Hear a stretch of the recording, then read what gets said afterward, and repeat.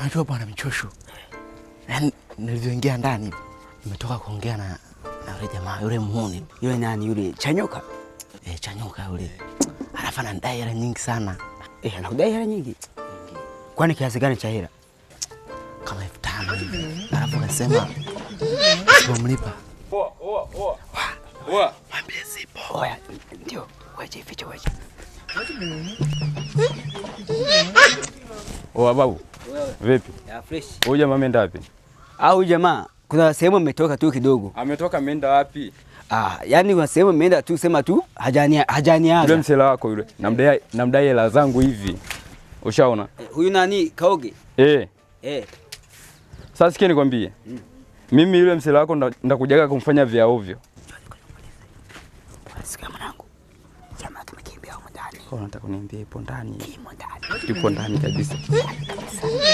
Fresh mwanangu hapo umeoa. Sikia sasa nikwambie, mimi niko naondoka afu nitakuja baadaye. Poa. Baadaye mimi nakuja. Fresh. Una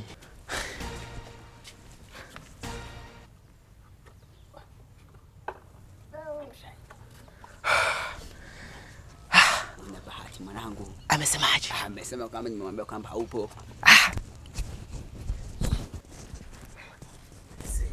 Njoo. Mwanangu, njoo mwanangu. Mwanangu, ina maana ukiniona unakimbilia ndani. Hamna bwana, hamna. Mwanangu tumeongea nini? Acha kujichekelesha babu, vipi nigela yangu ni sepe vipi? Mimi sinakwambia. Wewe sikia, hii asubuhi saa 4. Wewe jioni fuata mwanangu, nitakuwa nishapata. Alafu mwanangu nishakuona mwanangu, kila siku nakubembeleza mwanangu unanichukulia poa au sio? Chanyoka. Subiri.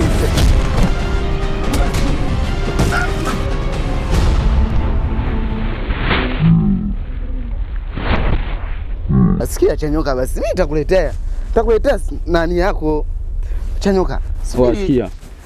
Hii simu naondoka nayo, ukileta hela utakuja kuchukua. Sikia kwanza, sasa changu ukiondoka na simu yangu mimi misha nitapataje hiyo hela? Chanyoka. Sasa mimi sasa mwanangu ndo nini Michosho? Mwanangu mimi ndo hivyo. Alafu wewe ndo utakume nichoma yani.